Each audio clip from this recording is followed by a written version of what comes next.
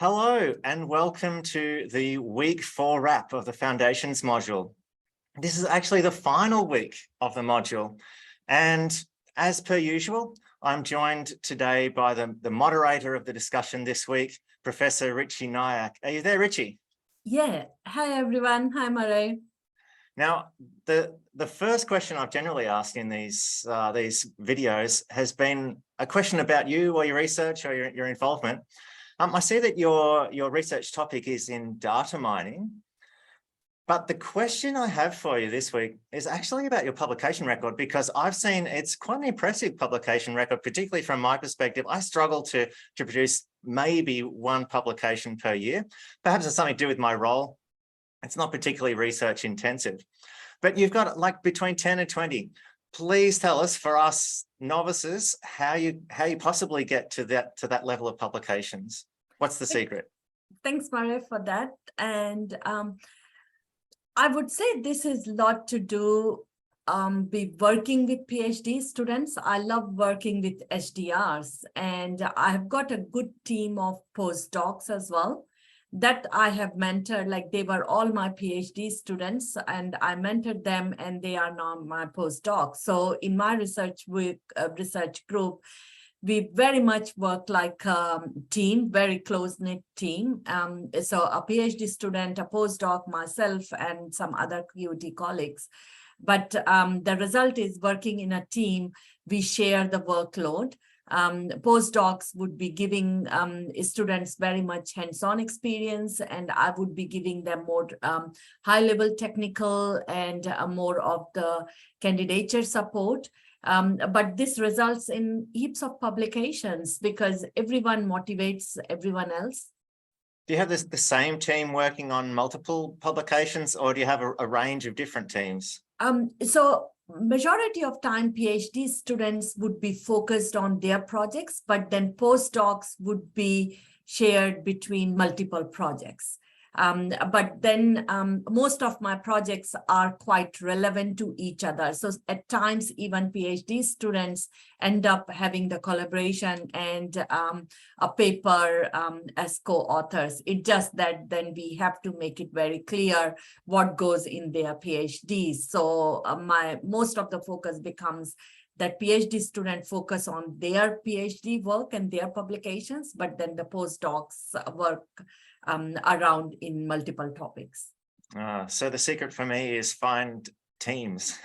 Find teams, more people. Yeah.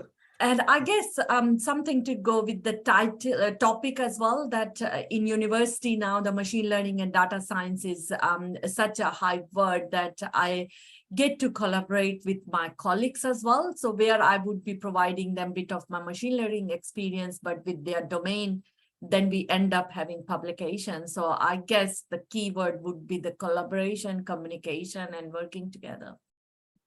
Cool. Okay, let's get into this week. So the themes this week in the module were supporting HDR students with their writing, predominantly, and dealing with setbacks. And the discussion points revolved around those. There's a scenario about an HDR student displaying a lack of engagement, that the written scenario, and a video about a student with writing or grammatical issues. Richie, did you see any common themes developing across the discussion forum on these topics? What's one or two of the main ones that you saw? Yeah, so it was good to see that almost everyone agreed on both those scenarios. There were not really much conflict happening between the participants. So everyone unanimously agreed on the first video that the supervisor must have been focused on giving students first the high-level feedback and the feedback on the concepts and what has been written. It is good that there was a lot of agreement there. I must say that last week I prompted everyone that a bit of controversy was good as well, because it generated even more discussion, but agreement is good.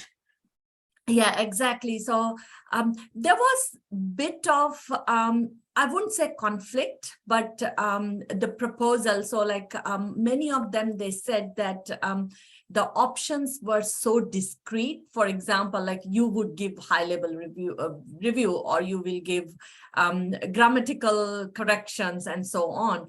But a lot of people suggested that there should have been a middle way where you give the high-level view, but then you highlight a paragraph or so with the in-depth discussion. And then students get a good idea what they are writing, but at the same time, they also come to know what their weakness is in writing. And that's what, like, I think I made in some of the comments that when I work with my students, I really spent a good time with stage 2 report, because that's where their first milestone report. And I go to the length of giving them some language corrections, language advice, as well as the technical advice. And I expect them that they would learn from this, because, and that's how, like, I'm very upfront. I will say, I'm doing on this document because this is your first production as your student. But do not expect that I'm going to do in the future. But this is done to learn from your mistakes. And that also helps me to find out which resources I should be pointed to. And it was good to see that theme coming from the participant discussions as well. Yeah, so one of the themes you're saying is that there were some really good strategies being raised for how to support students in their writing. Yes, and it's great. Yeah, there were some suggestions of some good articles, good books that could be offered to students and the QT services. And a good theme was, and actually there was a good suggestion that QT should make the Grammarly as an official proofreader tool. And a student can actually install and download from the QT software list. So it was a good suggestion by many that students should be encouraged to use these language correction softwares before their articles come to supervisors, because these software, especially Grammarly, it does not just correct your language, but it also highlights what your mistakes are. So as a student, and what I noticed that PhD students, like, especially even if they are international, they are coming from good understanding. At QUT, we do have strict entry criteria. It's just that if we point out what their common mistakes are and how they can correct, because most of the international students are bilingual students or multilingual.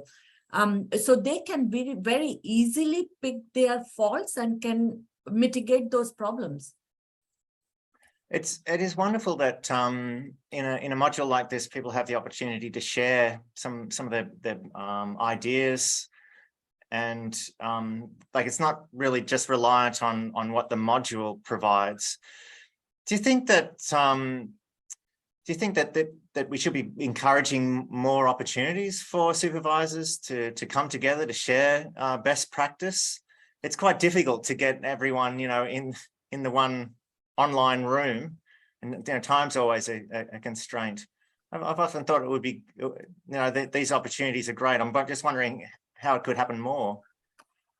That is so true. And I have been moderating this course, or it's a predecessor, as an essential supervisory practice. And I think under this program, we try to have some other networking sessions.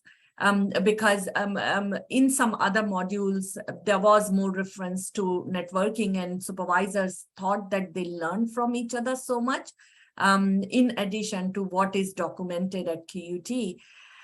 But once again, I think once we go off to our academic duty with teaching, research, and services, it becomes hard to network. So I think the one thing I would say, if there is a Slack channel or team channel, something where it says best supervisory practice sharing platform, and people can come and pose their questions. Like, of course, we reach to our colleagues and the HDR coordinators to answer those questions, but it could be something where there is a platform and we pose a question, and like moderator like you keep an eye, but at the same time, others can chip in if there is a question that they like to answer. Yes. I mean, it seems like a good idea. In my experience, it's hard to know if these things are going to take off. You know, we provided something similar to that, like a discussion forum, general discussion forum for HDR students. There's a little bit of input from them, but not that much. And sometimes I think it's kind of best for them, in many cases, to develop their own networks. And in fact, they have, you know, that they've developed their own Facebook page that they kind of go to. And I guess as a follow-on and a plug for other GRED events, GRED does offer a range of workshops that supervisors can come to, and there is always the opportunity for some discussion in those as well. Generally, they're focused on particular topics, so keep a lookout for opportunities there. One idea that I thought was interesting in the discussion forum was raised by Thea, and this is on the topic of providing feedback to students, particularly on their writing.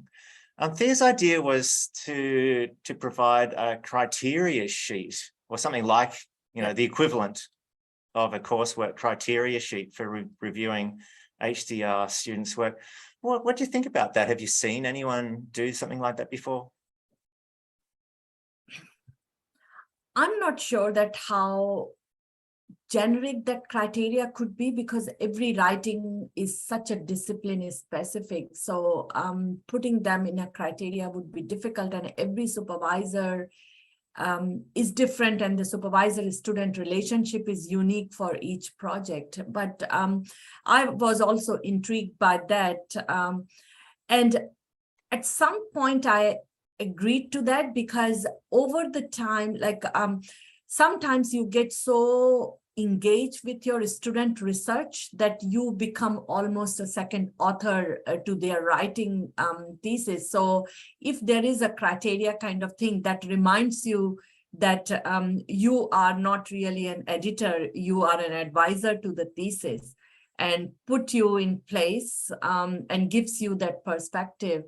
And another thing, it was in this one that came and I was surprised to know that some supervisors, especially the ECRs, they thought that it is their responsibility to improvise a student's language. So I guess it was very good to have this module for ECRs to know that we are there for the subject matter of expertise, not really the linguistic there. Yes. I suppose I mean, I found the idea of a criteria sheet interesting from a couple of perspectives. In like, would you grade? Would you be like grading students on particular areas, and what would those areas be? I suppose, as you said, there's many things that are particular to a thesis, but then there's some things that would be consistent. You know, the structure and and if I add to that, so I'm not on top of that if there is such a course in university, but I know in the School of Computer Science and School of Information Systems, more broader, like Guy Gable, like they offer a subject called INN 700, Introduction to Methods, to our IT students and to our HDRs. And they do have something like that. And I'm pretty sure that every faculty offers such a course, Introduction to Research Methodology or Research Method. And that's where when students write literature review or the proposal, that is graded with that criteria. So from my personal experience, I usually ask my students to do that course, and I can vouch for it that it does help students in writing and understanding what should be a good written piece, especially earlier research, like research proposal and those kind of things. And then it builds on to their candidature. Yeah, okay, thanks. Sounds like a good idea. Now, another comment I saw from David mentioned, and I had a bit of a smile. David mentions that some students seem to aim for a highfalutin academic style. I did Google highfalutin, and it is kind of a word. I have heard of it before. Strangely, it seems to be all one word, highfalutin. Have you come across this? No, so if you Oh, yeah, enlighten well, me with the meaning. do you know the word highfalutin? I'm slightly maybe pretentious, trying to impress the reader with their academic prowess. Have you come across a style of writing that seems to be a little too forced, a little too trying to impress rather than just explain? Yep. And I guess this is also then somehow related to perfectionist students. Students who would just keep working on a particular draft and to make it perfect, so they can impress their audience or the readers. And I would have a mixed opinion on that. Of course, the immaculate writing does affect the chance of publication, and of course the flawed writing needs to be corrected for the good publication. But then I always ask my students that writing to the audience is pretty much different from writing to the perfection. So if you're writing to a computer science audience, you have to write it in that way, like having a lot of equations and those kind of things. So I guess it would be very much discipline oriented as well. I would think that in humanities and the social science researchers, they have to kind of write to some extent in that way. Yeah. I asked you earlier about your publications, and you mentioned, co-authoring. It's and something occurred to me. Do you take a different approach if you're co-authoring with an HDR student on a journal article? Would you approach the grammatical errors in the student's work differently if you're being listed as a co-author compared to if it's in their thesis? And I remember writing this reflection in one of the comment that if students do well published during their candidature and supervisors are part of their co-authors, and in our discipline, I would rarely see a student publishing themselves, because we do work around the ideas and the algorithmic implementation experiments. So most of the time, supervisory team, if not associate supervisor, at least one of the supervisor would be part of that co-publication. And during that time, I would never let a student submit a paper with any typos or errors. And because I'm co-author, at times I feel I'm responsible for language representation as well. And I would spend time in correcting the language.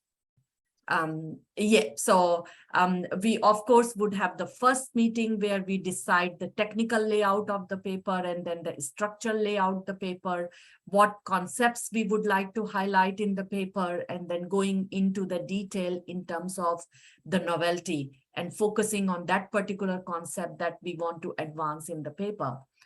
But then I would still ensure that the language is all at the top level.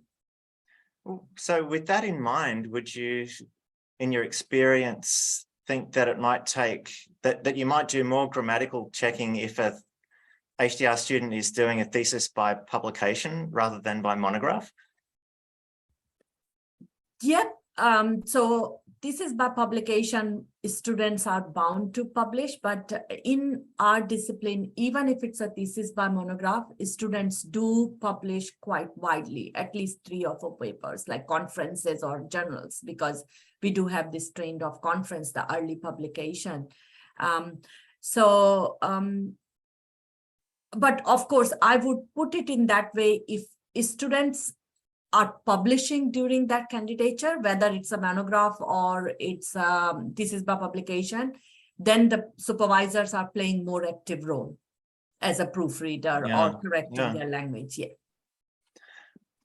Now, I found in the discussion forums and in fact in the videos that we've been making, that the video part, the video option, the response to the scenarios, and the videos are quite good, aren't they?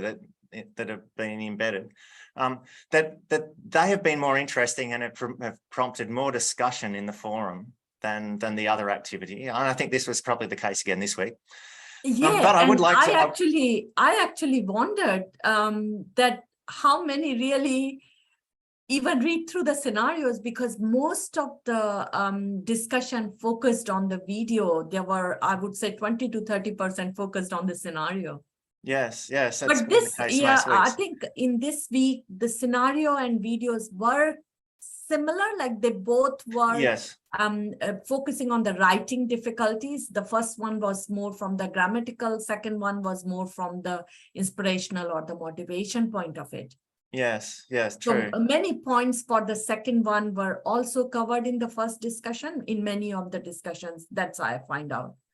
Yes, I agree. I think there was quite a bit of coverage of how to approach the HDR student in that written scenario. I'm wondering whether the actual content of what might be said between the supervisor and student might not have been discussed much. So so this was the instance where perhaps there was a cultural difference. We didn't actually know, but let's say it turned out that there was that was the main impediment for the HDR student engaging with their new supervisors, or principal supervisor in particular. If the problem was either some sort of cultural or gender bias that the HDR student had, how would you think the conversation might go between the supervisor and the HDR student in that case? What, if you were the supervisor, what would you be saying? It's a difficult one. So I might start with one of the examples that I had. So I think it was about 10 years back. I had an Arabic student who joined me. And when he came to my room, he was not expecting a female supervisor as such.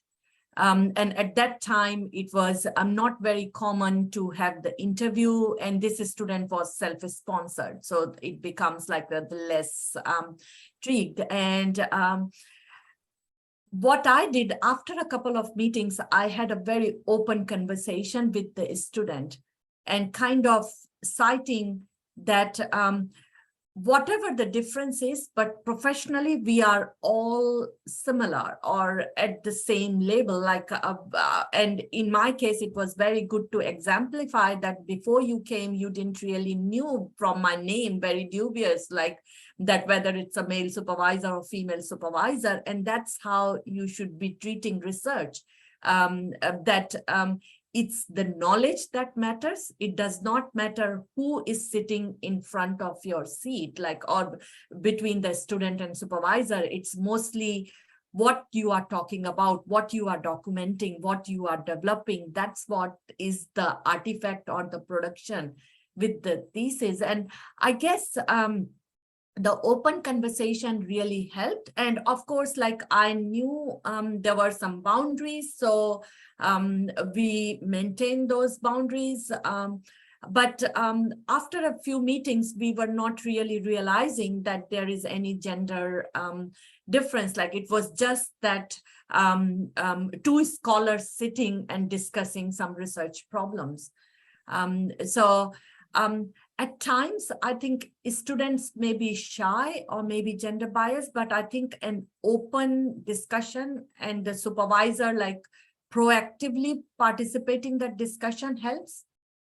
Yeah, I would always have that discussion. that's a terrific answer. Thank you. Lastly, can you think of one thing that you read in the discussion this week that might help to inform your own supervisory practice? I like to provide provocative questions that might make you think.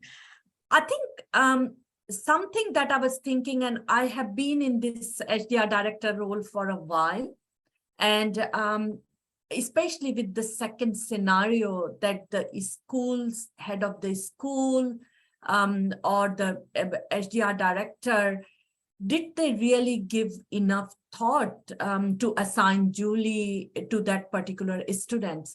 Of course, like I have been in that situation many times when I was doing that role, that you are stuck, you don't really have too many subject matter expertise. But I guess then a solution may be that you have a good supervisory team. So if Julie was a principal supervisor, there may be an associate supervisor who may not be subject matter expertise, but kind of more experienced supervisor in a way, in terms of this student supervisor relationship kind of expertise. And that would have helped. At times we call them as mentor supervisor. And in first few meetings, what if that mentor supervisor was present? Could it mitigate some of the issues there? So they both feel that, yeah, there is someone who is observing this relationship building up. And once the trust is built up, then it could be just the main supervisor and a student and mentor supervisor coming in between. But it did make me think that there should be given much more thought to all the dynamics that relationship would bring on a student supervisor. Yeah, sounds like a great insight. And if one thing that also kind of like somebody said that they should have involved other students from the same culture and see intervening. And I thought, no, that's a big no. It's a breach of privacy and all those kind of things. So you don't want students talk themselves a lot anyway. So things do spread very fast. But I would be really reluctant to share this kind of private conversation with other students. Okay, well, thank you for sharing something that you've learned. I should point out to all the participants that we're actually asking you as part of the final reflection activity for something that you've learned about supervising from your involvement in the discussions as well. So that same question is shared amongst the whole group this week. So if you could please complete that final reflection activity along with completing your contributions to the weekly discussion forums. If you haven't had the opportunity to finish putting in your own comment and a response to someone else's, this for all 4 weeks, there's still the opportunity to please go back and do that for each of the weeks. So that is a wrap of the week 4 wrap video and a wrap, in fact, of the entire module. Thank you, Richie, for moderating this week and for joining me today. And thank you to all the participants for being so generous in your time and sharing your views with each other. As we were mentioning earlier, this sharing of best practice, I think, is one of the best ways of developing your supervisory skills. And I must say, I was highly impressed with the in-depth sharing of knowledge that happened in the discussion forum. It was great to see people helping each other and sharing the best practices that they have deployed in their practice. Great.